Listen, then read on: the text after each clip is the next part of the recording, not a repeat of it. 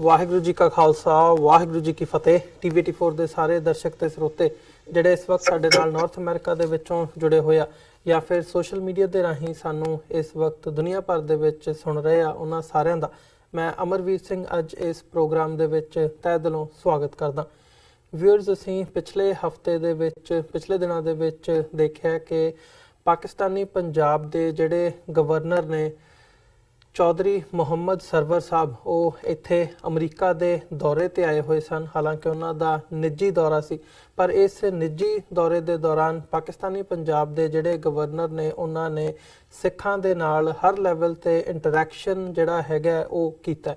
ਉਹ ਭਾਵੇਂ ਇੱਥੇ ਨਿਊਯਾਰਕ ਨਿਊ ਜਰਸੀ ਦੇ ਵਿੱਚ ਹੋਵੇ, ਹਿਊਸਟਨ ਟੈਕਸਸ ਦੇ ਵਿੱਚ ਹੋਵੇ, ਕੈਲੀਫੋਰਨੀਆ ਦੇ ਵਿੱਚ ਹੋਵੇ, ਓਵਰਆਲ ਪੂਰੇ ਅਮਰੀਕਾ ਭਰ ਦੇ ਵਿੱਚ। ਤੇ ਇਸ ਵਕਤ ਉਹ ਆਪਣੇ ਕੈਨੇਡਾ ਦੇ ਦੌਰੇ ਤੇ ਨੇ, ਜਿੱਥੇ ਟੋਰਾਂਟੋ ਉਹਨਾਂ ਨੇ ਸਿੱਖਾਂ ਦੇ ਨਾਲ ਮਿਲਣੀ ਕੀਤੀ ਹੈ। ਤੇ ਅੱਗੇ ਫਿਰ ਮੌਂਟਰੀਅਲ ਤੇ ਹੋਰ ਸ਼ਹਿਰਾਂ ਦੇ ਵਿੱਚ ਵੀ ਉਹ ਥਾਂ ਤੇ ਸ਼ਹਿਰ ਜਾ ਕੇ ਸਿੱਖਾਂ ਦੇ ਨਾਲ, ਸਿੱਖ ਨੁਮਾਇੰਦਿਆਂ ਦੇ ਨਾਲ, ਸਿੱਖ ਜਥੇਬੰਦੀਆਂ ਦੇ ਨਾਲ ਜਾਂ ਗੁਰਦੁਆਰਾ ਸਾਹਿਬਾਨਾਂ ਦੇ ਵਿੱਚ ਜਾ ਕੇ ਸਿੱਖਾਂ ਦੇ ਨਾਲ ਫੇਸ ਟੂ ਫੇਸ ਜਿਹੜੀ ਗੱਲਬਾਤ ਹੈ ਉਹ ਕਰ ਰਹੇ ਨੇ।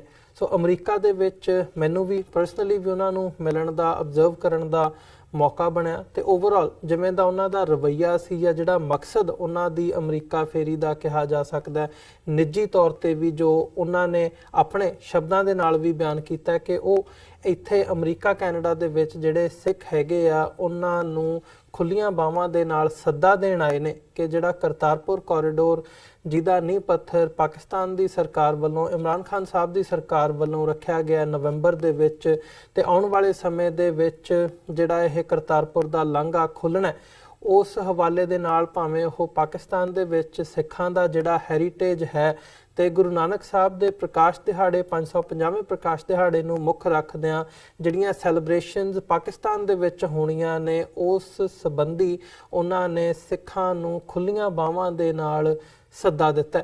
ਸੋ ਇਸ ਪਾਰਟ ਬਾਰੇ ਹੀ ਅੱਜ ਅਸੀਂ ਗੱਲਬਾਤ ਕਰਾਂਗੇ, ਸਿੱਖਾਂ ਦੀ ਤੇ ਮੁਸਲਮਾਨਾਂ ਦੀ ਪਾਕਿਸਤਾਨ ਦੇ ਨਾਲ ਸਾਡੀ ਜਿਹੜੀ ਆਪਸੀ ਸਾਂਝ ਹੈਗੀ ਹੈ ਉਹਦੇ ਵਿੱਚ ਵੀ ਕਾਫੀ ਵੱਡਾ ਜਿਹੜਾ ਬੜਾਵਾ ਹੈਗਾ ਉਹ ਦੇਖਣ ਨੂੰ ਮਿਲਿਆ। ਸੋ ਉਹਨਾਂ ਦੀ ਅਮਰੀਕਾ ਫੇਰੀ ਦੇ ਨਾਲ ਸੰਬੰਧਿਤ ਇਸ ਵਿਚਾਰ ਚਰਚਾ ਦੇ ਵਿੱਚ ਅਮਰੀਕਨ ਗੁਰਦੁਆਰਾ ਪ੍ਰਬੰਧਕ ਕਮੇਟੀ ਦੇ ਕੋਆਰਡੀਨੇਟਰ ਡਾਕਟਰ ਪ੍ਰਿਤਪਾਲ ਸਿੰਘ ਨਾਲ ਅਸੀਂ ਅੱਜ ਗੱਲਬਾਤ ਕਰਾਂਗੇ, ਜਿਨ੍ਹਾਂ ਨੇ ਚੌਧਰੀ ਸਰਵਰ ਸਾਹਿਬ ਦੇ ਨਾਲ ਮੁਲਾਕਾਤ ਵੀ ਕੀਤੀ ਹੈ ਇੱਥੇ ਵਾਸ਼ਿੰਗਟਨ DC ਦੇ ਵਿੱਚ ਵੀ ਤੇ ਕੈਲੀਫੋਰਨੀਆ ਦੇ ਵਿੱਚ ਵੀ। ਉਹ ਸਿੱਖਾਂ ਦੇ ਜਿਹੜੇ ਡੈਲੀਗੇਸ਼ਨ ਸੀ ਉਸ ਦੇ ਨਾਲ ਚੌਧਰੀ ਸਰਵਰ ਸਾਹਿਬ ਨੂੰ ਉਹ ਮਿਲੇ ਨੇ। ਸੋ ਉਹਨਾਂ ਨਾਲ ਇਸ ਅੱਜ ਦੀ ਜਿਹੜੀ ਗੱਲਬਾਤ ਹੈਗੀ ਆ, ਸਾਡੇ ਨਾਲ ਕੈਲੀਫੋਰਨੀਆ ਤੋਂ ਜੁੜੇ ਨੇ ਅਮਰੀਕਨ ਗੁਰਦੁਆਰਾ ਪ੍ਰਬੰਧਕ ਕਮੇਟੀ ਦੇ ਕੋਆਰਡੀਨੇਟਰ ਡਾਕਟਰ ਪ੍ਰਿਤਪਾਲ ਸਿੰਘ।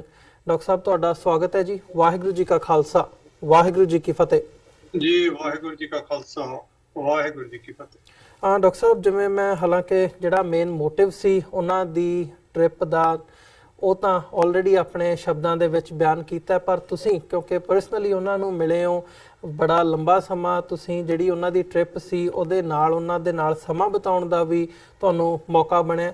ਸੋ ਕਿਵੇਂ ਦਾ ਮਹਿਸੂਸ ਕਰਦੇ ਹੋ ਉਹਨਾਂ ਦੀ ਇਸ ਫੇਰੀ ਤੋਂ ਬਾਅਦ, ਤੇ ਖਾਸ ਤੌਰ ਤੇ ਜਿਹੜੀ ਇਹ ਆਪਸੀ ਸਾਂਝ ਦੀ ਗੱਲ ਹੈਗੀ ਹੈ, ਜਿਹੜਾ ਸੱਦਾ ਪੱਤਰ ਉਹਨਾਂ ਨੇ ਦਿੱਤਾ ਹੈ ਅਮਰੀਕੀ ਸਿੱਖਾਂ ਨੂੰ ਪਾਕਿਸਤਾਨ ਜਾਣ ਦੇ ਲਈ, ਕੀ ਕਹਿਣਾ ਚਾਹੋਗੇ ਇਸ ਬਾਬਤ? ਜੀ, ਸਭ ਤੋਂ ਪਹਿਲਾਂ ਤੇ ਤੁਹਾਡਾ ਤੇ ਤੁਹਾਡੇ ਅਦਾਰੇ ਦਾ ਤਹਿ ਦਿਲ ਤੋਂ ਆਪਣੀ ਜਥੇਬੰਦੀ ਵੱਲੋਂ, ਸੰਗਤਾਂ ਵੱਲੋਂ ਮੈਂ ਧੰਨਵਾਦ ਕਰਨਾ ਚਾਹੁੰਦਾ, ਜਿਹੜੇ ਕਿ ਹਮੇਸ਼ਾ ਹੀ ਸਮੇਂ-ਸਮੇਂ ਤੇ ਜਿਹੜੇ ਇਸ਼ੂਜ਼ ਨੇ ਉਹਨਾਂ ਨੂੰ ਸਾਹਮਣੇ ਲੈ ਕੇ ਆਉਂਦੇ ਹੋ ਔਰ ਸੰਗਤਾਂ ਦੇ ਰੂਬਰੂ ਸਾਨੂੰ ਵੀ ਕਰਾਉਂਦੇ ਹੋ ਅਤੇ ਆਪ ਵੀ ਉਹਨਾਂ ਨੂੰ ਜਾਣਕਾਰੀ ਦਿੰਦੇ ਹੋ। ਇਸ ਗੱਲ ਲਈ ਆਪ ਜੀ ਦਾ ਬਹੁਤ-ਬਹੁਤ ਧੰਨਵਾਦ। ਥੈਂਕ ਯੂ ਡਾਕਟਰ ਸਾਹਿਬ। ਗੱਲ ਜਿਹੜੇ ਗਵਰਨਰ ਸਾਹਿਬ ਦੀ ਫੇਰੀ ਦੀ, ਮੁਹੰਮਦ ਸਰਵਰ ਜਿਹੜੇ ਕਿ ਲੰਬਾ ਸਮਾਂ ਪਹਿਲਾਂ ਇੰਗਲੈਂਡ ਵਿੱਚ ਰਹੇ, ਉੱਥੋਂ ਦੇ ਉਹ 4 ਵਾਰੀ ਮੈਂਬਰ ਪਾਰਲੀਮੈਂਟ ਬਣੇ, ਜਿਹੜੇ ਕਿ ਪਹਿਲੇ ਮੁਸਲਿਮ ਤੇ ਪਹਿਲੇ ਏਸ਼ੀਅਨ ਸੀ। ਤੇ ਉਦੋਂ ਤੋਂ ਹੀ ਉਹਨਾਂ ਦਾ ਸਿੱਖਾਂ ਦੇ ਨਾਲ ਇੱਕ ਗਹਿਰਾ ਤਲਕ ਵਾਸਤਾ ਰਿਹਾ। ਇਹ ਤਾਂ ਉਹਨਾਂ ਦੀ ਪਰਸਨਲ ਜਿਹੜੀ ਜ਼ਿੰਦਗੀ ਹੈ ਉਹਦੇ ਬਾਰੇ। ਉਹ ਤੋਂ ਬਾਅਦ 'ਚ ਉਹ ਪਾਕਿਸਤਾਨ 'ਚ ਚਲੇ ਗਏ। ਪਿਛਲੀ ਨਵਾਜ਼ ਸ਼ਰੀਫ ਦੀ ਸਰਕਾਰ 'ਚ ਵੀ ਉਹ 2-3 ਸਾਲ ਗਵਰਨਰ ਰਹੇ।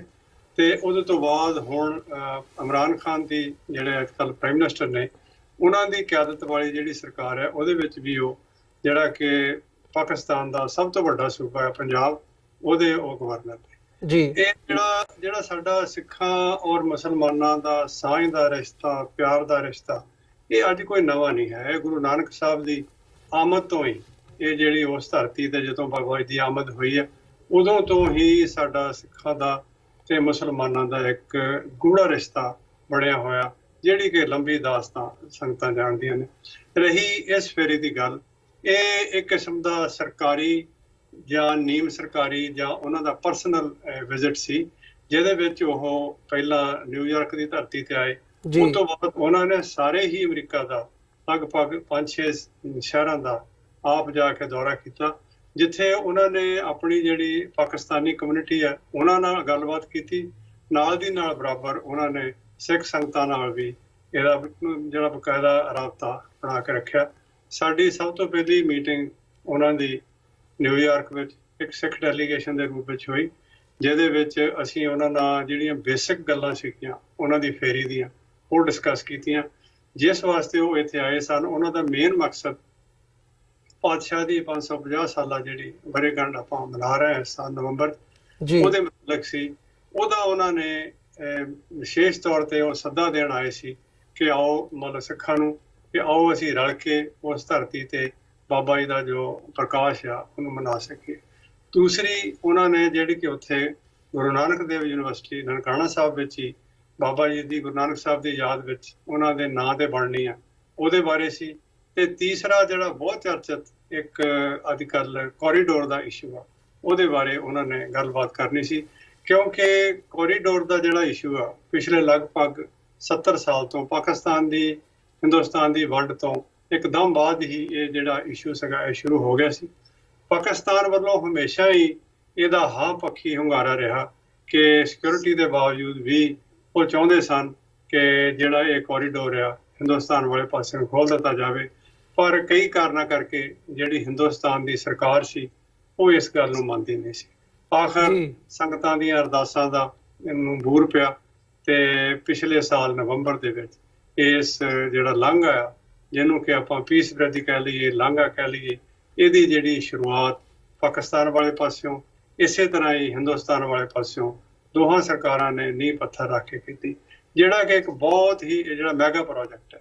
ਉਹਦੇ ਵਿੱਚ ਉਹਨਾਂ ਨੇ ਉੱਥੇ ਜ਼ਮੀਨਾਂ ਖਰੀਦੀਆਂ ਨੇ, ਗੁਰਦੁਆਰਾ ਸਾਹਿਬ ਦੀ ਪੁਰਾਤਨ ਦਿੱਖ ਨੂੰ ਉਸੇ ਤਰ੍ਹਾਂ ਬਹਾਲ ਰੱਖ ਕੇ ਉਹਦੇ ਆਲੇ ਦੁਆਲੇ ਗੁਰੂ ਨਾਨਕ ਸਾਹਿਬ ਦੇ ਵੇਲੇ ਤੋਂ ਹੀ ਜੋ ਉੱਥੇ ਜਿਸ ਤਰ੍ਹਾਂ ਦੀ ਧਰਤੀ ਸੀ, ਵਾਹੀਯੋਗ ਸੀ, ਬਾਗ ਸੀ, ਉਹ ਕੋਸ਼ਿਸ਼ ਕਰ ਰਹੇ ਨੇ ਕਿ ਉਹਨੂੰ ਉਸੇ ਤਰ੍ਹਾਂ ਹੀ ਰੱਖ ਕੇ ਸੰਗਤਾਂ ਦੇ ਵਾਸਤੇ ਤਿਆਰ ਕੀਤਾ ਜਾਵੇ।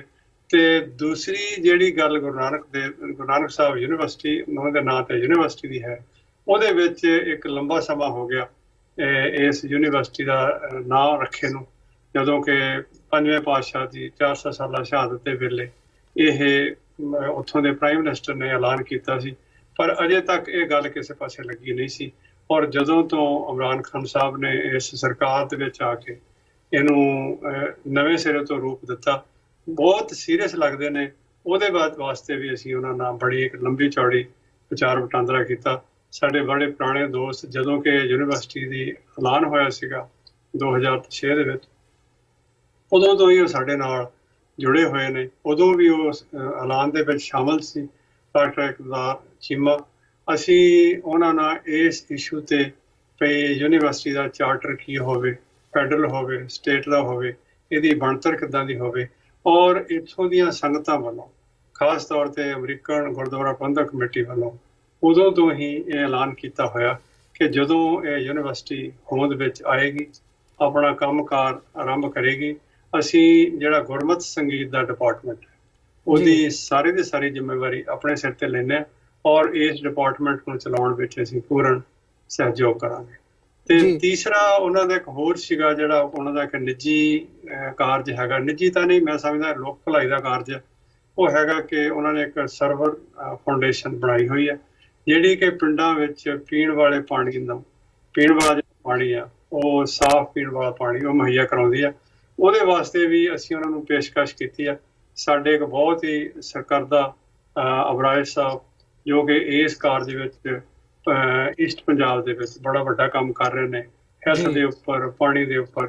ਅਸੀਂ ਉਹਨਾਂ ਦੀ ਜਿਹੜੀ ਮੀਟਿੰਗ ਸੀ ਉਹ ਸਰਵਰ ਸਾਹਿਬ ਨਾਲ ਵਾਸ਼ਿੰਗਟਨ DC ਵਿੱਚ ਕਰਵਾਈ ਸੀ, ਔਰ ਉਹਨਾਂ ਨੇ ਉਹਨਾਂ ਨੂੰ ਆਫਰ ਦਿੱਤੀ ਹੈ ਕਿ ਅਸੀਂ ਪਾਇਲਟ ਪ੍ਰੋਜੈਕਟ ਦੇ ਤੌਰ ਤੇ 5 ਜਿਹੜੇ ਪਾਣੀ ਦੇ ਪਲਾਂਟ ਆ ਪੀਣ ਵਾਲੇ ਪਾਣੀ ਦੇ ਉਹ ਲਾਵਾਂਗੇ, ਜਿਹੜੇ ਕਿ ਇੱਕ ਕਰਤਾਰਪੁਰ ਸਾਹਿਬ 'ਚ, ਦੂਸਰਾ ਨਨਕਾਣਾ ਸਾਹਿਬ ਵਿੱਚ, ਤੀਸਰਾ ਸਾਈਂ ਮੀਆਂ ਮੀਰ ਦੇ ਸਥਾਨ ਤੇ, ਚੌਥਾ ਪਾਕਪਟਨ ਬਾਬਾ ਫਰੀਦ ਦੇ ਸਥਾਨ ਤੇ ਪੰਜਵਾਂ ਟੋਭਾ ਟੇਕ ਸਿੰਘ। ਮੈਂ ਇੱਥੇ ਦੱਸਣਾ ਚਾਹਾਂਗਾ ਕਿ ਜਿਹੜੀ ਗੱਲ ਨੂੰ ਲੈ ਕੇ ਅੱਜ ਪਾਣੀ ਅਸੀਂ ਪਿਲਾਉਣ ਦੀ ਕੋਸ਼ਿਸ਼ ਕਰ ਰਹੇ ਹਾਂ, ਉਹ ਟੇਕ ਸਿੰਘ ਨਾਂ ਦੇ ਇੱਕ ਗੁਰਸਿੱਖ ਸਨ, ਜਿਨ੍ਹਾਂ ਨੇ ਉਸ ਧਰਤੀ ਤੇ ਪਾਕਿਸਤਾਨ ਦੇ ਵਿੱਚ ਇਹ ਕਾਰਜ ਸ਼ੁਰੂ ਕੀਤਾ ਸੀ ਅੱਜ ਤੋਂ ਕੋਈ 100 ਸਾਲ ਪਹਿਲਾਂ। ਉਹਨਾਂ ਦੇ ਨਾਂ ਤੇ ਹੀ ਉੱਥੇ ਟੋਭਾ ਟੇਕ ਸਿੰਘ, ਟੋਭਾ ਮੱਝ ਦਾ ਆਪਾਂ ਪੌਂਡ ਨੂੰ ਕਹਿ ਲਈਏ ਜਾਂ ਛੋਟਾ ਜਿਹਾ ਛੱਪੜ ਕਹਿ ਲਈਏ, ਉਹਦੇ ਨਾਂ ਤੇ ਉਹਨਾਂ ਦਾ ਨਾਂ ਪੈ ਗਿਆ ਟੋਭਾ ਟੇਕ ਸਿੰਘ। ਅੱਜ ਉਹ ਸ਼ਹਿਰ ਨਹੀਂ, ਇੱਕ ਉੱਥੋਂ ਦਾ ਇੱਕ ਬੜਾ ਮਜ਼ਬੂਤ ਜ਼ਿਲ੍ਹਾ, ਔਰ ਜਿਹੜੇ ਗਵਰਨਰ ਸਾਹਿਬ ਨੇ ਉਸੇ ਹੀ ਟਾਊਨ ਤੋਂ ਨੇ। ਸੋ ਉਹਨਾਂ ਨੂੰ ਵੀ ਇਹ ਬੜਾ ਪਿਆਰਾ ਪ੍ਰੋਜੈਕਟ ਸੀਗਾ ਤੇ ਅਸੀਂ ਵੀ ਇਸ ਪ੍ਰੋਜੈਕਟ ਦੇ ਵਿੱਚ ਸਿੱਖ ਵਿਚਾਰਧਾਰਾ ਦੇ ਅਨੁਸਾਰ ਅਸੀਂ ਵੀ ਇਹਦੇ ਵਿੱਚ ਸ਼ਾਮਲ ਹੋਣ ਦਾ ਯਤਨ ਕਰ ਰਹੇ ਹਾਂ। ਜੀ ਡਾਕਟਰ ਸਾਹਿਬ, ਜਿਵੇਂ ਮੈਂ ਕੁਝ ਸਵਾਲ ਪੁੱਛਣਾ ਚਾਹੂੰਗਾ ਤੁਹਾਨੂੰ, ਜਿਵੇਂ ਇੱਕ ਐਕਸਪੈਕਟੇਸ਼ਨ ਜਾਂ ਇੱਕ ਪਾਕਿਸਤਾਨੀ ਸਰਕਾਰ ਵੱਲੋਂ ਜਦੋਂ ਦਾ ਇਹ ਪ੍ਰੋਜੈਕਟ ਸ਼ੁਰੂ ਕੀਤਾ ਗਿਆ, ਬਾਹਰਲੇ ਸਿੱਖਾਂ ਵੱਲੋਂ ਖਾਸ ਤੌਰ ਤੇ ਓਵਰਆਲ ਕੌਮ ਵੱਲੋਂ ਇਹ ਮੰਗ ਕੀਤੀ ਜਾ ਰਹੀ ਹੈ ਕਿ ਜਿਹੜੀ ਹੈਰੀਟੇਜ ਹੈਗੀ ਹੈ ਪੰਜਾਬ ਦੇ ਵਿੱਚ ਲਹਿੰਦੇ ਇੱਧਰ ਪਾਕਿਸਤਾਨੀ ਪੰਜਾਬ ਦੇ ਵਿੱਚ, ਉਹਨੂੰ ਨਾ ਡਿਸਟਰੋਏ ਕੀਤਾ ਜਾਵੇ। ਜਿਹੜੀ ਕੰਸਟਰਕਸ਼ਨ ਹੈ ਜਾਂ ਜਿਹੜੀ ਡਿਵੈਲਪਮੈਂਟ ਦਾ ਕੰਮ ਹੋਣਾ, ਉਹਦੇ ਨਾਲ ਜਿਹੜੀ ਹਿਸਟੋਰਿਸਿਟੀ ਹੈਗੀ ਹੈ ਉਹ ਨਾ ਖਤਮ ਕੀਤੀ ਜਾਵੇ, ਨਾ ਡਿਸਟਰੋਏ ਕੀਤੀ ਜਾਵੇ। ਸੋ ਇਸ ਇਸ਼ੂ ਦੇ ਉੱਤੇ ਸਰਵਰ ਸਾਹਿਬ ਦਾ ਕੀ ਰਿਸਪੌਂਸ ਸੀ? ਦੇਖੋ, ਇਕੱਲੇ ਅੱਜ ਸਰਵਰ ਸਾਹਿਬ ਦਾ ਨਹੀਂ, ਇਹਦੇ ਤੋਂ ਪਹਿਲਾਂ ਵੀ ਪਾਕਿਸਤਾਨ ਦੀ ਸਰਕਾਰ ਦਾ, ਵੈਕਿਊ ਟਰਸਟ ਪ੍ਰਾਪਰਟੀ ਬੋਰਡ ਦਾ, ਇਹਦੇ ਤੇ ਜਿਹੜਾ ਮੌਕਫ ਹੈ ਬਹੁਤ ਕਲੀਅਰ ਹੈ। ਹਾਲਾਂਕਿ ਅਸੀਂ ਆਪਣੇ ਤੌਰ ਤੇ ਕੋਈ ਖਰਾਬੀ ਨਾ ਕਰ ਦਈਏ, ਉਹਨਾਂ ਨੇ ਕਦੀ ਸਿੱਖਾਂ ਨੂੰ ਇਸ ਗੱਲ ਤੋਂ ਰੋਕਿਆ ਨਹੀਂ ਕਿ ਤੁਸੀਂ ਜਿਹੜੀਆਂ ਬਿਲਡਿੰਗਸ ਆ ਉਹਨਾਂ ਨੂੰ ਪ੍ਰੀਜ਼ਰਵ ਕਰ ਲਓ, ਰੈਨੋਵੇਟ ਕਰ ਲਓ ਜਾਂ ਰੀਕਨਸਟਰਕਟ ਕਰ ਲਓ। ਸੋ ਜਿੱਥੋਂ ਤੱਕ ਇਹ ਪ੍ਰੀਜ਼ਰਵ ਕਰਨ ਦਾ ਤਲਕ ਹੈ, ਇੱਕ ਨਵੀਂ ਕਮੇਟੀ ਜਿਹਨੂੰ ਕਿ ਰਿਲੀਜੀਅਸ ਟੂਰਿਜ਼ਮ ਅੰਡਰ ਹੈਰੀਟੇਜ ਉਹ ਬਣੀ ਆ, ਜਿਹਦੇ ਗਵਰਨਰ ਸਾਹਿਬ ਆਪ ਚੇਅਰਮੈਨ ਨੇ। ਉਹਦੇ ਵਿੱਚ 3 ਫੈਡਰਲ ਮਿਨਿਸਟਰ ਨੇ, 3 ਸਟੇਟ ਦੇ ਕੈਬਨਿਟ ਰੈਂਕ ਦੇ ਮਿਨਿਸਟਰ ਨੇ ਅਤੇ ਕੁਝ ਹੋਰ ਲੋਕ ਨੇ। ਉਹਨਾਂ ਦੇ ਵਿੱਚ ਐਡਵਾਈਜ਼ਰ ਦੇ ਤੌਰ ਤੇ ਸਿੱਖਾਂ ਨੂੰ ਜਿਹੜੇ ਸਿੱਖ ਨੁਮਾਇੰਦੇ, ਉਹਨਾਂ ਨੇ ਸਾਨੂੰ ਵੀ ਪੁੱਛਿਆ ਸੀ, ਅਸੀਂ 1-2 ਨਾਂ ਉਹਨਾਂ ਨੂੰ ਦਿੱਤੇ ਵੀ ਆ ਵੈਟਿੰਗ ਵਾਸਤੇ, ਜਿਹੜੇ ਕਿ ਕੰਜ਼ਰਵੇਸ਼ਨ ਤੇ ਕੰਮ ਕਰਦੇ ਨੇ। ਪਾਕਿਸਤਾਨ ਦੇ ਵਿੱਚ ਵੀ ਜਿਹੜਾ NCA ਜਿਹੜਾ ਹੈਗਾ, ਨੈਸ਼ਨਲ ਕਾਲਜ ਆਫ ਆਰਟਸ, ਬੜੀ ਇੱਕ ਪ੍ਰੀਮੀਅਰ ਇੰਸਟੀਚਿਊਟ ਹੈ ਏਸ਼ੀਆ ਦੀ, ਉਹਦੇ ਸਾਬਕਾ ਪ੍ਰਿੰਸੀਪਲ ਜਿਨ੍ਹਾਂ ਨਾਲ ਅਸੀਂ ਥੋੜ੍ਹੀ ਦੇਰ ਕੰਮ ਵੀ ਕੀਤਾ, ਬੀਬੀ ਸਾਜਦਾ ਵੰਡਲ, ਉਹਨਾਂ ਦਾ ਨਾਂ ਅਸੀਂ ਉਹਨਾਂ ਨੂੰ ਪੇਸ਼ ਕੀਤਾ। ਸੋ ਜਿਹੜੀ ਇਸ ਇਸ਼ੂ ਦੇ ਉੱਪਰ, ਰੱਖ ਰਖਾਵ ਦੇ ਉੱਪਰ ਜਿਹੜੇ ਮਾਹਰਾਂ ਦੀ ਇੱਕ ਟੀਮ ਆ, ਉਹ ਗਵਰਨਰ ਸਾਹਿਬ ਦੀ ਚੇਅਰਮੈਨਸ਼ਿਪ ਥੱਲੇ ਬਣਾਈ ਜਾਊਗੀ। ਉਹ ਹੀ ਸਾਰੇ ਕੰਮ ਦਾ ਜਿਹੜਾ ਹੈਗਾ ਉਹ ਦੇਖ ਰੇਖ ਕਰੇਗੀ, ਤਾਂ ਕਿ ਜਿਹੜੀਆਂ ਪੁਰਾਤਨ ਇਮਾਰਤਾਂ ਹੈਗੀਆਂ ਉਹਨਾਂ ਦੀ ਜਿਹੜੀ ਤੋੜ ਭੰਨ ਨਾ ਹੋਵੇ, ਜਾਂ ਇਹ ਇਕੱਲੀ ਤੋੜ ਭੰਨ ਨਹੀਂ, ਅਸੀਂ ਇਹਨੂੰ ਬੇਅਦਬੀ ਦਾ ਨਾਂ ਦਿੰਦੇ ਹਾਂ। ਜਿਵੇਂ ਕਿ ਪਿਛਲੇ ਦਿਨਾਂ 'ਚ ਤਰਨਤਾਰਨ ਸਾਹਿਬ ਵਿੱਚ ਇੱਕ ਬੜੀ ਪੁਰਾਤਨ ਜਿਹੜੀ ਡਿਓਢੀ ਸੀ, ਉਸਨੂੰ ਬਾਬਾ ਜਗਤਾਰ ਸਿੰਘ ਨੇ ਢਾਹ ਢੇਰੀ ਕੀਤਾ। ਸੋ ਅਸੀਂ ਅਵੇਅਰ ਹਾਂ ਇਸ ਗੱਲ ਤੋਂ, ਔਰ ਉਹਨਾਂ ਨੂੰ ਅਸੀਂ ਇਹ ਬੇਨਤੀ ਵੀ ਕੀਤੀ ਆ, ਔਰ ਉਹਨਾਂ ਨੇ ਸਾਡੇ ਕਹਿਣ ਤੋਂ ਪਹਿਲਾਂ ਹੀ ਇਸ ਗੱਲ ਤੇ ਆਪਣੇ ਵਿਚਾਰ ਦਿੱਤੇ ਸਨ ਕਿ ਅਸੀਂ ਕਿਸੇ ਵੀ ਸੂਰਤ ਵਿੱਚ ਕੋਈ ਵੀ ਅਜਿਹਾ ਕਾਰਜ ਨਹੀਂ ਕਰਾਂਗੇ ਜਿਹੜਾ ਕਿ ਤੁਹਾਡੀਆਂ ਭਾਵਨਾਵਾਂ ਦੇ, ਆਸ਼ਾਵਾਂ ਦੇ ਅਨੁਕੂਲ ਨਾ ਹੋਵੇ। ਜੀ ਡਾਕਟਰ ਸਾਹਿਬ, ਤੇ ਜਿਹੜੀ ਇੱਕ ਹੋਰ ਕੰਸਰਨ ਹੈਗਾ ਉਹ ਹੈ ਕਿ ਇੰਡੀਅਨ ਸਾਈਡ ਵੱਲੋਂ ਕਿਤੇ ਨਾ ਕਿਤੇ ਇਹ ਸਾਰੇ ਪਾਰਟ ਦੇ ਵਿੱਚ ਜਦੋਂ ਤੋਂ ਕਰਤਾਰਪੁਰ ਕੋਰੀਡੋਰ ਦੀ ਗੱਲਬਾਤ ਸ਼ੁਰੂ ਹੋਈ ਹੈ, ਨੀਂਹ ਪੱਥਰ ਰੱਖਿਆ ਗਿਆ, ਆਨੇ ਬਹਾਨੇ ਕਿਸੇ ਨਾ ਕਿਸੇ ਗੱਲ ਨੂੰ ਮੁੱਦਾ ਬਣਾ ਕੇ ਇਹਨੂੰ ਪਿੱਛੇ ਸੁੱਟਣ ਦੀ ਜਾਂ ਇਹਨੂੰ ਲੀਹੋਂ ਲਾਹੁਣ ਦੀ ਜਿਹੜੀ ਕੋਸ਼ਿਸ਼ ਹੈਗੀ ਹੈ ਉਹ ਸਾਡੇ ਸਾਹਮਣੇ ਨਜ਼ਰ ਆਉਂਦੀ ਹੈ। ਈਵਨ ਪਾਕਿਸਤਾਨੀ ਅਥਾਰਟੀਜ਼ ਵੱਲੋਂ, ਸਰਵਰ ਸਾਹਿਬ ਵੱਲੋਂ ਵੀ ਇਹ ਗੱਲ ਕਬੂਲੀ ਗਈ ਹੈ ਕਿ ਕਿਤੇ ਨਾ ਕਿਤੇ ਇੱਦਾਂ ਦੀ ਜਿਹੜੀ ਮਨਸ਼ਾ ਹੈਗੀ ਹੈ ਉਹ ਇੰਡੀਅਨ ਸਾਈਡ ਵੱਲੋਂ ਨਜ਼ਰ ਆ ਰਹੀ ਹੈ। ਸੋ ਇਹਨੂੰ ਰੋਕਣ ਦੇ ਲਈ ਕੀ ਕੋਈ ਉਪਰਾਲਾ ਕੀਤਾ ਜਾ ਰਿਹਾ ਹੈ ਬਾਹਰਲੇ ਸਿੱਖਾਂ ਵੱਲੋਂ, ਜਾਂ ਕੀ ਪਾਕਿਸਤਾਨ ਦੀ ਸਰਕਾਰ ਇਸ ਮੁੱਦੇ ਤੇ ਕਿੰਨੀ ਕੁ ਸੁਹਿਰਦ ਜਾਪਦੀ ਹੈ? ਦੇਖੋ, ਜਿੱਥੋਂ ਤੱਕ ਤਾਂ ਉਹ ਕੋਰੀਡੋਰ ਨੂੰ ਬਣਾਉਣ ਦਾ ਜਾਂ ਚਲਾਉਣ ਦਾ ਜਾਂ ਉਹਦੀ ਜਿਹੜਾ ਸਾਰੇ ਕਾਸ਼ੀ ਦਾ ਰੱਖ ਰਖਾਵ ਤੇ ਜਿਹੜਾ ਇਸ਼ੂ ਹੈਗਾ, ਉਹ ਪਾਕਿਸਤਾਨ ਦੀ ਸਰਕਾਰ ਬਿਲਕੁਲ ਸੰਜੀਦਾ ਹੈ। ਉਹ ਅੱਜ ਤੋਂ ਨਹੀਂ, ਪਿਛਲੇ ਲੰਬੇ ਸਮੇਂ ਤੋਂ ਸੰਜੀਦਾ। ਜਿਹੜਾ ਇੰਡੀਅਨ ਸਾਈਡ ਤੋਂ ਹੁਣ ਨੀਂਹ ਪੱਥਰ ਰੱਖਿਆ ਗਿਆ, ਇਹਦੇ ਤੋਂ ਪਹਿਲਾਂ ਹੀ ਪਾਕਿਸਤਾਨ ਦੀ ਸਰਕਾਰ ਨੇ ਇਹ ਅਨਾਉਂਸ ਕਰ ਦਿੱਤਾ ਸੀ ਵੀ ਅਸੀਂ ਇੱਧਰੋਂ ਜਿਹੜਾ ਕੋਰੀਡੋਰ ਆ 0 ਲਾਈਨ ਤੱਕ ਬਣਾ ਦੇਣਾ, ਬਾਕੀ ਇੰਡੀਅਨ ਜਿਹੜੀ ਸਾਈਡ ਆ ਉਹ ਬਣਾਵੇ ਜਾਂ ਨਾ ਬਣਾਵੇ। ਸੋ ਜਿੱਥੇ ਤੱਕ ਤਾਂ ਇੰਡੀਅਨ ਪਾਕਿਸਤਾਨੀ ਸਾਈਡ ਤੋਂ, ਮੈਂ ਇੱਕ ਗੱਲ ਇੱਥੇ ਹੋਰ ਦੱਸਾਂ ਕਿ ਜਿਹੜਾ ਇਹ ਸਿਕਿਉਰਿਟੀ ਦਾ ਇਸ਼ੂ ਰਿਹਾ ਬੜੀ ਦੇਰ, ਜਿਹੜੀ ਪਾਕਿਸਤਾਨ ਦੀ ਫਸਟ ਡਿਫੈਂਸ ਲਾਈਨ ਹੈ, ਜਿਨ੍ਹਾਂ ਲੋਕਾਂ ਨੇ ਸੰਗਤਾਂ ਨੇ ਉਸ ਗੁਰੂ ਘਰ ਦੇ ਦਰਸ਼ਨ ਕੀਤੇ ਹਨ। ਗੁਰਦੁਆਰਾ ਸਾਹਿਬ ਤੋਂ ਵੀ 2-2.5 ਕਿਲੋਮੀਟਰ ਜਿਹੜੀ ਉਹਨਾਂ ਦੀ ਫਸਟ ਡਿਫੈਂਸ ਲਾਈਨ ਹੈ ਸਿਕਿਉਰਿਟੀ ਦੀ, ਉਹ ਦੋ ਗੁਰਦੁਆਰਾ ਸਾਹਿਬ ਤੋਂ ਵੀ ਪਿੱਛੇ ਹੈ ਪਾਕਿਸਤਾਨੀ ਸਾਈਡ ਵੱਲੋਂ। ਸੋ ਇੱਕ ਬੜਾ ਵੱਡਾ ਉਹਨਾਂ ਦਾ ਕੰਸਰਨ ਸੀ, ਪਰ ਇਸ ਕੰਸਰਨ ਨੂੰ ਵੀ ਉਹਨੇ ਓਵਰਲੋਕ ਕਰਕੇ ਜਿਹੜੀਆਂ ਸਿੱਖ ਸੰਗਤਾਂ ਦੀ ਡਿਮਾਂਡ ਆ ਉਹਨੂੰ ਪੂਰਾ ਕੀਤਾ। ਸੋ ਪਾਕਿਸਤਾਨੀ ਸਾਈਡ ਤੋਂ ਤਾਂ ਨਹੀਂ ਲੱਗਦਾ ਕਿ ਕੋਈ ਰੁਕੇਗਾ, ਤੇ ਲੱਗਦਾ ਇਸ ਤਰ੍ਹਾਂ ਕਿ ਇੰਡੀਅਨ ਸਾਈਡ ਵੀ ਸ਼ਾਇਦ ਸਿੱਖ ਭਾਵਨਾਵਾਂ ਨੂੰ ਦੇਖਦੇ ਹੋਏ ਆਨੇ ਬਾਨੇ ਪਿਛਲੇ ਸਮੇਂ 'ਚ ਕੋਸ਼ਿਸ਼ਾਂ ਤਾਂ ਬਹੁਤ ਹੋਈਆਂ, ਪਰ ਮੈਂ ਸਮਝਦਾ ਵੀ ਸ਼ਾਇਦ ਇਹ ਗੱਲ ਉਹ ਨਾ ਕਰਨ। ਪਰ ਪਲੱਸ ਇਹ ਇਕੱਲਾ ਇੱਕ ਕੋਰੀਡੋਰ ਦਾ ਇਸ਼ੂ ਨਹੀਂ ਹੈਗਾ, ਇਹਦੇ ਵਿੱਚ ਹੋਰ ਬਹੁਤ ਕੁਝ ਇਨਵੋਲਡ ਆ, ਹੋਰ ਮੁਲਕ ਬੜੇ ਇਨਵੋਲਡ ਨੇ, ਅਮਰੀਕਾ ਵੱਲੋਂ, ਚੀਨ ਵੱਲੋਂ, ਰਸ਼ੀਆ ਵੱਲੋਂ, ਹੋਰ ਗੁਆਂਢੀ ਮੁਲਕਾਂ ਵੱਲੋਂ।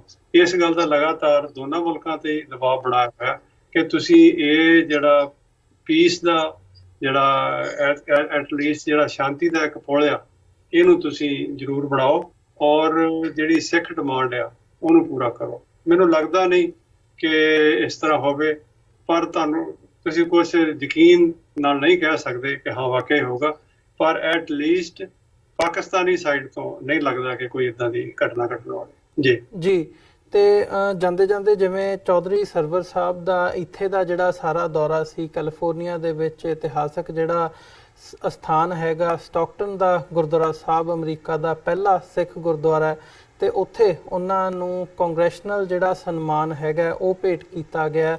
ਜਿਹੜੇ ਕੈਲੀਫੋਰਨੀਆ ਤੋਂ ਜਿਹੜੇ ਕਾਂਗਰਸਮੈਨ ਹੈਗੇ ਆ ਉਹਨਾਂ ਦੇ ਬਿਹਾਫ ਤੇ ਉਹਨਾਂ ਨੂੰ ਕੰਗਰੈਸ਼ਨਲ ਸਨਮਾਨ ਦਿੱਤੇ ਜਾਣ ਦੀ ਕੀ ਅਹਿਮੀਅਤ ਹੈਗੀ ਹੈ, ਖਾਸ ਤੌਰ ਤੇ ਜਦੋਂ ਇਸ ਕਰਤਾਰਪੁਰ ਕੋਰੀਡੋਰ ਨੂੰ ਅਮਰੀਕੀ ਐਡਮਿਨਿਸਟ੍ਰੇਸ਼ਨ ਵੱਲੋਂ ਕਹਿ ਲਓ ਇੱਕ ਪੀਸ ਜੈਸਚਰ ਦੇ ਤੌਰ ਤੇ ਐਲਾਨਿਆ ਗਿਆ?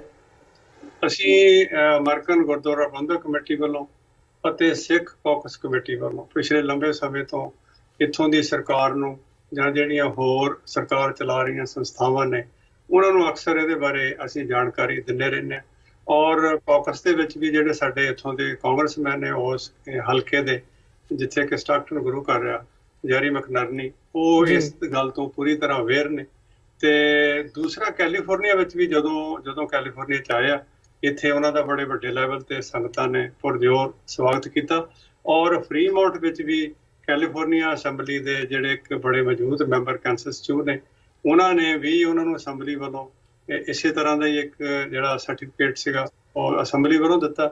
ਇਸੇ ਤਰ੍ਹਾਂ ਹੀ ਗੁਰੂ ਘਰ ਸਟਾਕਟਨ ਵਿੱਚ ਉਹਨਾਂ ਨੂੰ ਕਾਂਗਰੈਸ਼ਨਲ ਜਿਹੜਾ ਮਾਣ ਪੱਤਰ ਆ ਉਹ ਦਿੱਤਾ ਗਿਆ। ਇਹਦੀ ਇੱਕ ਬੜੀ ਵੱਡੀ ਮਤਲਬ ਇੱਕ ਕਿਸਮ ਦੀ ਮਾਨਤਾ ਹੈ ਕਾਂਗਰਸ ਵੱਲੋਂ ਕਿ ਤੁਸੀਂ ਜੋ ਕਰ ਰਹੇ ਹੋ ਅਸੀਂ ਉਸ ਦਾ ਸਵਾਗਤ ਕਰਦੇ ਹਾਂ ਔਰ ਵਧਾਈ ਵੀ ਦਿੰਦੇ ਹਾਂ ਕਿ ਤੁਸੀਂ ਇਹ ਇੱਕ ਵੱਡਾ ਕਾਰਜ ਕਰ ਰਹੇ ਹੋ।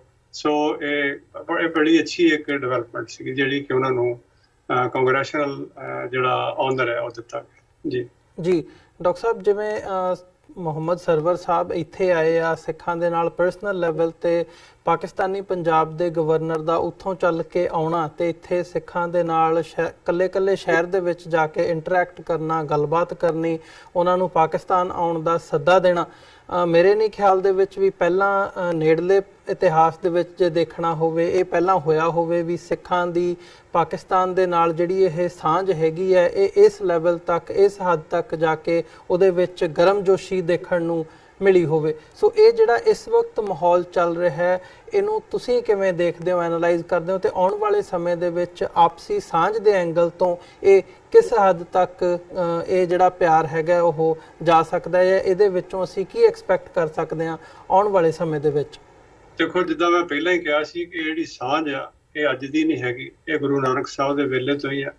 ਠੀਕ ਹੈ, ਉਹਦੇ ਵਿੱਚ ਇਹ ਬੀਜ ਦੇ ਮਾਤਰ ਵਿੱਚ, ਕਦੀ ਰੁੱਖ ਦੇ ਮਾਤਰ ਦੇ ਵਿੱਚ, ਇਹ ਸਾਡੇ ਸਾਹਮਣੇ ਸਾਰੀ ਸਿਚੁਏਸ਼ਨ ਬਣਦੀ ਰਹੀ ਹੈ। ਪਰ ਇਤਿਹਾਸ ਦੇ ਵਿੱਚ ਜਾਂ ਚੱਲਦੇ ਸਮੇਂ ਦੇ ਵਿੱਚ ਕਈ ਘਟਨਾਵਾਂ ਅਜਿਹੀਆਂ ਹੋਈਆਂ ਜਿਨ੍ਹਾਂ ਨੇ ਸਿੱਖ ਮੁਸਲਿਮ ਰਿਲੇਸ਼ਨਸ਼ਿਪ ਦੇ ਵਿੱਚ ਟਰਬੂਲੈਂਸ ਪੈਦਾ ਕੀਤੀ। ਪਰ ਹੁਣ ਫਿਰ ਉਹ ਟਰਬੂਲੈਂਸ ਤੋਂ ਬਾਹਰ ਨਿਕਲ ਕੇ ਸਿੱਖ ਔਰ ਮੁਸਲਮਾਨ ਫਿਰ ਇਕਜੁੱਟ ਹੋ ਕੇ ਇੱਕੋ ਹੀ ਧਰਤੀ ਦੇ ਇੱਕ ਰੱਬ ਦੀ ਹੋਂਦ ਨੂੰ ਮੰਨਣ ਵਾਲੇ, ਇੱਕੋ ਹੀ ਬੋਲੀ, ਇੱਕੋ ਹੀ ਪਹਿਰਾਵਾ, ਸਦੀਆਂ ਤੋਂ ਇਕੱਠੀਆਂ ਰਹਿਣ ਵਾਲੀਆਂ ਜਿਹੜੀਆਂ ਕੌਮਾਂ ਇਹ ਫਿਰ ਤੋਂ ਇਕਜੁੱਟ ਹੋਈਆਂ। ਪਿਆਰ ਦੇ ਵਿੱਚ ਮੈਨੂੰ ਨਹੀਂ ਲੱਗਦਾ ਕਦੀ ਕਮੀ ਆਈ ਹੋਵੇ, ਪਰ ਪਿਆਰ ਦਿਖਾਉਣ ਦੇ ਵਿੱਚ ਜ਼ਰੂਰ ਕਮੀ ਆਈ ਹੈ ਕਿ ਅਸੀਂ ਇੱਕ ਦੂਜੇ ਨੂੰ ਪਿਆਰ ਦਿਖਾ ਨਹੀਂ ਸਕੇ। ਪਰ ਮੈਨੂੰ ਲੱਗਦਾ ਪਿਆਰ ਜਿਹੜਾ ਦਿਲਾਂ ਦੇ ਵਿੱਚ ਸੀਗਾ ਹਮੇਸ਼ਾ ਹੀ ਦੋਨਾਂ ਕੌਮਾਂ ਦੇ ਵਿੱਚ ਰਿਹਾ। ਦੋਨੇ ਹੀ ਕੌਮਾਂ ਜਿਹੜੀਆਂ ਗੁਰੂ ਨਾਨਕ ਸਾਹਿਬ ਦਾ ਓਨਾ ਹੀ ਸਤਿਕਾਰ ਕਰਦੀਆਂ, ਮੁਸਲਮਾਨ ਕੌਮ ਖਾਸ ਕਰਕੇ ਜਿੰਨਾ ਕਿ ਅਸੀਂ ਸਿੱਖਾਂ ਵੱਲੋਂ ਕਰਦੇ ਹਾਂ। ਸੋ ਇੱਕ ਪੁਰਾਣੀ ਸਾਂਝ ਨੂੰ ਇੱਕ ਨਵੇਂ ਰੂਪ ਦੇ ਵਿੱਚ ਫਿਰ ਅਸੀਂ ਦੇਖ ਰਹੇ ਹਾਂ ਤੇ ਅਰਦਾਸ ਕਰਦੇ ਹਾਂ ਅਕਾਲ ਪੁਰਖ ਅੱਗੇ ਕਿ ਇਹ ਰੱਬ ਦੀ ਹੋਂਦ, ਇੱਕ ਹੋਂਦ ਨੂੰ ਮੰਨਣ ਵਾਲੀਆਂ ਦੋਨੇ ਕੌਮਾਂ ਫਿਰ ਤੋਂ ਇਕੱਠੀਆਂ ਹੋ ਕੇ ਜਿੱਥੇ ਉਸ ਖਿੱਤੇ ਦੇ ਵਿੱਚ ਸ਼ਾਂਤੀ ਵਾਸਤੇ ਕੰਮ ਕਰਨ। ਕਿਉਂਕਿ ਜਿੰਨੀ ਦੇਰ ਤੱਕ ਜਿੰਨੇ ਖਾਸ ਤੌਰ ਤੇ ਜੇ ਅਸੀਂ ਪੰਜਾਬ ਦੀ ਡਿਵੈਲਪਮੈਂਟ ਦੇਖਦੇ ਹਾਂ, ਜੇ ਸਿੱਖ ਔਰ ਮੁਸਲਮਾਨ ਉਸ ਖਿੱਤੇ ਵਿੱਚ ਇਕੱਠੇ ਹੋ ਕੇ ਕੰਮ ਕਰਨਗੇ ਤੇ ਬਹੁਤ ਸਾਰੇ ਮੰਡਰਾਉਂਦੇ ਹੋਏ ਖਤਰੇ ਜਿਹੜੇ ਨੇ ਉਹ ਹੱਲ ਹੋ ਜਾਣ। ਜੀ ਤੇ ਇਹਦਾ ਕੋਈ ਜਿਹੜਾ ਆਪਸੀ ਸਾਂਝ ਹੈਗੀ ਹੈ, ਇਹ ਆਮ ਤੌਰ ਤੇ ਪੰਜਾਬ ਦੇ ਵਿੱਚ ਇੱਧਰ ਜੇ ਅਸੀਂ ਗੱਲ ਕਰਨੀ ਹੋਵੇ ਚੜ੍ਹਦੇ ਪੰਜਾਬ ਦੇ ਵਿੱਚ, ਈਸਟ ਪੰਜਾਬ ਦੇ ਵਿੱਚ, ਸਾਡੇ ਪੰਜਾਬ ਦੇ ਵਿੱਚ ਗੱਲ ਕੀਤੀ ਜਾਂਦੀ ਹੈ ਕਿ ਇਹਦਾ ਜੇ ਉਧਰ ਬਾਰਡਰ ਖੁੱਲ੍ਹਦੇ ਆ, ਟ੍ਰੇਡ ਖੁੱਲ੍ਹਦਾ ਤੇ ਉਹਦਾ ਪੰਜਾਬ ਨੂੰ ਬਹੁਤ ਫਾਇਦਾ ਹੋਵੇਗਾ। ਤੁਹਾਨੂੰ ਉਮੀਦ ਹੈ, ਲੱਗਦਾ ਵੀ ਜਿਹੜੀ ਇਹ ਆਪਸੀ ਸਾਂਝ ਹੈਗੀ ਹੈ ਉਸ ਲੈਵਲ ਤੱਕ ਜਾ ਸਕਦੀ ਹੈ ਵੀ ਕੱਲ੍ਹ ਨੂੰ ਜਿਹੜੇ ਸਾਡੇ ਆਪਸੀ ਸਾਂਝ ਇੱਕ ਇਕਨੋਮਿਕਲ ਗਰੋਥ ਦੇ ਰੂਪ ਦੇ ਵਿੱਚ ਵੀ ਤਬਦੀਲ ਹੋ ਸਕਦੀ ਹੈ, ਜਿਹਦਾ ਫਾਇਦਾ ਦੋਵੇਂ ਪੰਜਾਬਾਂ ਦੇ ਲੋਕਾਂ ਨੂੰ ਹੋਵੇਗਾ? ਇਸ ਤਰ੍ਹਾਂ ਮੈਂ ਪਹਿਲਾਂ ਹੀ ਕਿਹਾ ਸੀਗਾ ਕਿ ਇਹ ਜਿਹੜਾ ਕੋਰੀਡੋਰ ਆ ਇਕੱਲਾ ਸਿੱਖ ਯਾਤਰੀਆਂ ਵਾਸਤੇ ਨਹੀਂਗਾ, ਇਹਦੇ ਨਾਲ ਬਹੁਤ ਵੱਡੇ ਦੇ ਸੱਦੇ ਖੁੱਲਣਗੇ, ਬਾਰਡਰ ਵੀ ਖੁੱਲਣਗੇ। ਅਸੀਂ ਜਿੱਥੇ ਇਹ ਚਾਹੁੰਦੇ ਹਾਂ ਕਿ ਮੁਲਕਾਂ ਦੀਆਂ ਸਰਹੱਦਾਂ ਆਪਣੀ ਆਪਣੀ ਜਗ੍ਹਾ ਰਹਿਣ, ਮਜ਼ਬੂਤ ਰਹਿਣ, ਪਰ ਲੋਕਾਂ ਦਾ ਜਿਹੜਾ ਆਪਸੀ ਇੰਟਰੈਕਸ਼ਨ ਆ, ਪਿਆਰ ਆ, ਭਾਈਚਾਰਾ ਉਹ ਹੋਰ ਵਧੇ। ਇਕੱਲਾ ਟ੍ਰੇਡ ਦਾ ਇਹੀ ਰੂਟ ਨਹੀਂ, ਜਿਹੜਾ ਬਿਫੋਰ ਪਾਰਟੀਸ਼ਨ ਜਿਹੜਾ ਸਭ ਤੋਂ ਵੱਡਾ ਟ੍ਰੇਡ ਰੂਟ ਸੀਗਾ ਉਹ ਕਸੂਰ ਦੇ ਰਸਤੇ, ਬਠਿੰਡੇ ਦੇ ਰਸਤੇ, ਜਿਹੜੀ ਬਠਿੰਡਾ ਕਿਉਂਕਿ ਏਸ਼ੀਆ ਦਾ ਸਭ ਤੋਂ ਵੱਡਾ ਰੇਲ ਜੰਕਸ਼ਨ ਹੈ, ਉਸ ਦੇ ਰਸਤੇ ਹੀ ਬੜੀ ਵੱਡੀ ਜਿਹੜੀ ਮਤਲਬ ਟ੍ਰੇਡ ਰੂਟ ਰਿਹਾ। ਇਸੇ ਤਰ੍ਹਾਂ ਹੀ ਜਿਹੜਾ ਗੋਇੰਦਵਾਲ ਦੇ ਰਸਤੇ ਗੁਰੂ ਸਾਹਿਬ ਦੇ ਪੀਰੀਅਡ ਬਹੁਤ ਵੱਡੀ ਇੱਕ ਟ੍ਰੇਡ ਦੀ ਸੰਸਥਾ ਰਹੀ ਹੈ ਇੱਥੇ। ਸੋ ਇਹ ਸਾਰੇ ਦੇ ਸਾਰੇ ਜਿਹੜੇ ਪਹਿਲਾਂ ਵਾਲੇ ਜਿਹੜੇ ਰੂਟ ਨੇ ਉਹ ਫਿਰ ਤੋਂ ਆਸ ਹੈ ਖੁੱਲਣਗੇ, ਜਿੱਥੇ ਇਹਦੇ ਸਾਰੀ ਉਸ ਖਿੱਤੇ ਵਿੱਚ ਵਸਦੀ ਲੋਕਾਈ ਨੂੰ ਫਾਇਦਾ ਹੋਊਗਾ ਔਰ ਪੰਜਾਬ ਦੇ ਦੋਨਾਂ ਪੰਜਾਬਾਂ ਦੇ ਲੋਕਾਂ ਨੂੰ ਖਾਸ ਕਰਕੇ ਇਹਦਾ ਬਹੁਤ ਹੀ ਸਮਾਜਿਕ, ਆਰਥਿਕ ਤੇ ਧਾਰਮਿਕ ਇਹਦੇ ਬਹੁਤ ਸਾਰੇ ਲਾਭ ਹੋਣ ਦੀ ਆਸ ਹੈ। ਜੀ ਡਾਕਟਰ ਸਾਹਿਬ, ਜਾਂਦੇ ਜਾਂਦੇ ਇੱਕ ਅਖੀਰਲਾ ਸਵਾਲ ਮੈਂ ਜ਼ਰੂਰ ਤੁਹਾਡੀ ਰਾਏ ਜਾਣਨੀ ਚਾਹੂੰਗਾ, ਖਾਸ ਤੌਰ ਤੇ ਜਦੋਂ ਹੁਣ ਇੱਕ ਸਿੱਖਾਂ ਵੱਲੋਂ ਆਜ਼ਾਦੀ ਦੀ ਵੀ ਮੰਗ ਚੱਲ ਰਹੀ ਹੈ, ਰੈਫਰੈਂਡਮ 2020 ਦਾ ਐਲਾਨ, ਉਹਦੀ ਰਜਿਸਟ੍ਰੇਸ਼ਨ ਪਾਕਿਸਤਾਨ ਦੇ ਵਿੱਚੋਂ ਸ਼ੁਰੂ ਕਰਨ ਦੀ ਲਾਈਨ ਸੀ, ਜਿਹਦੇ ਤੇ ਪਾਕਿਸਤਾਨ ਸਰਕਾਰ ਵੱਲੋਂ ਜਿਹੜੀ ਹੈਗੀ ਹੈ ਪੈਰ ਪਛਾਂ ਖਿੱਚੇ ਗਏ, ਇਜਾਜ਼ਤ ਨਹੀਂ ਦਿੱਤੀ ਗਈ ਤੇ ਸਿੱਖਸ ਫॉर ਜਸਟਿਸ ਵੱਲੋਂ ਕਾਫੀ ਸਟਰੋਂਗ ਰਿਐਕਸ਼ਨ ਉਹਦੇ ਤੇ ਦਿੱਤਾ ਗਿਆ ਪਾਕਿਸਤਾਨ ਦੇ ਖਿਲਾਫ।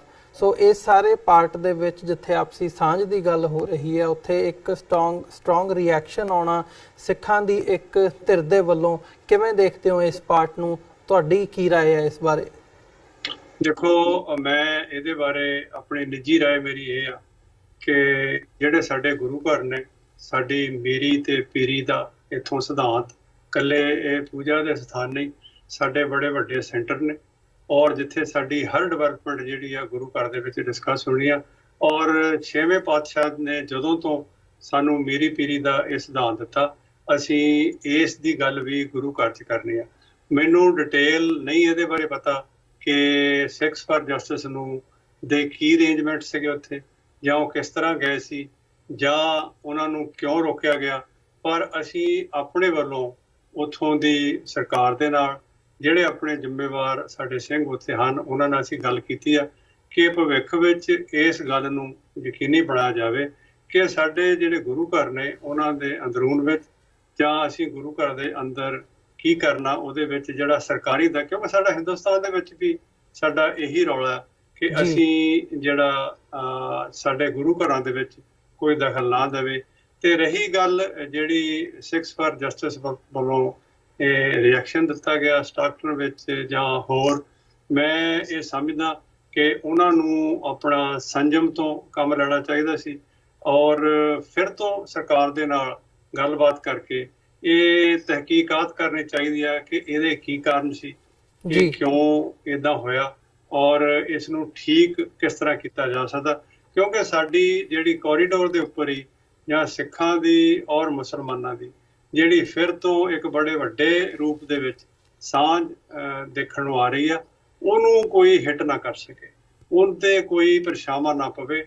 ਔਰ ਮੈਂ ਉਹਨਾਂ ਸਾਰੇ ਵੀਰਾਂ ਨੂੰ ਆਲਰੇਡੀ ਬੇਨਤੀ ਕੀਤੀ ਵੀ ਆ ਤੇ ਦੁਬਾਰਾ ਵੀ ਅਸੀਂ ਆਉਣ ਵਾਲੇ ਦਿਨਾਂ 'ਚ ਆਪਸੀ ਵਿਚਾਰ ਵਟਾਂਦਰਾ ਕਰਕੇ ਕੋਈ ਇਸ ਤਰ੍ਹਾਂ ਦਾ ਪਾਕਿਸਤਾਨ ਦੀ ਸਰਕਾਰ ਦੇ ਕੋਲ ਆਪਣਾ ਜਿਹੜਾ ਲਿਖਤੀ ਜੋ ਉਹਨਾਂ ਨੂੰ ਨੋਟ ਦੇਵਾਂਗੇ ਕਿ ਭਵਿੱਖ ਦੇ ਵਿੱਚ ਕੋਈ ਅਜਿਹੀ ਗੱਲ ਨਾ ਹੋਵੇ ਜਿਹੜੀ ਕਿ ਸਾਡੇ ਸਿਧਾਂਤ ਦੇ ਖਿਲਾਫ ਜਾਂਦੀ ਹੋਵੇ।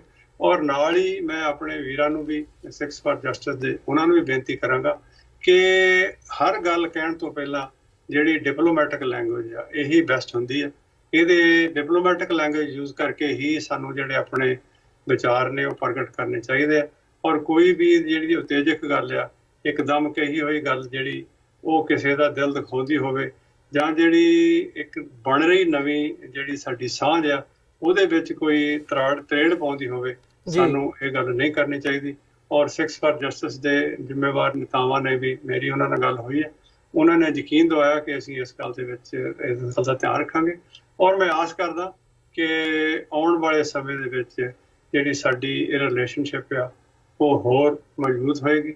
ਔਰ ਜਿਹੜੇ ਸਾਡੇ ਗੁਰੂ ਘਰ ਉੱਥੇ ਇਹ ਇੱਕ ਤਾਂ ਖੁੱਲ੍ਹ ਰਹੇ ਨੇ, ਇਹ ਤੋਂ ਬਿਨਾਂ ਵੀ ਜਿੱਦਾਂ ਮੈਂ ਪਹਿਲਾਂ ਵੀ ਕਈ ਵਾਰ ਦੱਸਿਆ ਕਿ ਸਾਡੇ ਲਗਭਗ 172 ਦੇ ਕਰੀਬ ਉੱਥੇ ਗੁਰੂ ਘਰ ਨੇ ਜਿਨ੍ਹਾਂ ਦੀ ਮੁੜ ਉਸਾਰੀ ਦਾ, ਰੈਨੋਵੇਸ਼ਨ ਦਾ, ਰੱਖ ਰਖਾਵ ਦਾ ਜਿਹੜੀ ਜ਼ਿੰਮੇਵਾਰੀ ਜਿੱਥੇ ਪਾਕਿਸਤਾਨ ਦੀ ਸਰਕਾਰ ਦੀ ਆ, ਉਹ ਤੋਂ ਵੱਧ ਜ਼ਿੰਮੇਵਾਰੀ ਸਮੁੱਚੇ ਸਿੱਖ ਪੰਥ ਦੀ ਆ ਕਿ ਅਸੀਂ ਪਾਕਿਸਤਾਨ ਦੀ ਸਰਕਾਰ ਦੇ ਨਾਲ ਸਹਿਯੋਗ ਕਰਕੇ ਉਹਨਾਂ ਨੂੰ ਉਹਨਾਂ ਦੇ ਜਿਹੜਾ ਰੱਖ ਰਖਾਵ ਵਾਸਤੇ, ਜੇ ਮੁੜ ਉਸਾਰੀ ਵਾਸਤੇ ਲੋੜ ਪੈਂਦੀ ਉਹਦੇ ਵਾਸਤੇ ਪੂਰੇ ਯਤਨ ਕਰੀਏ, ਜਿਹਦੇ ਵਾਸਤੇ ਕਿ ਪਾਕਿਸਤਾਨ ਦੀ ਸਰਕਾਰ ਵੱਲੋਂ ਸਾਨੂੰ ਪੂਰੀ ਖੁੱਲ੍ਹ ਹੈ।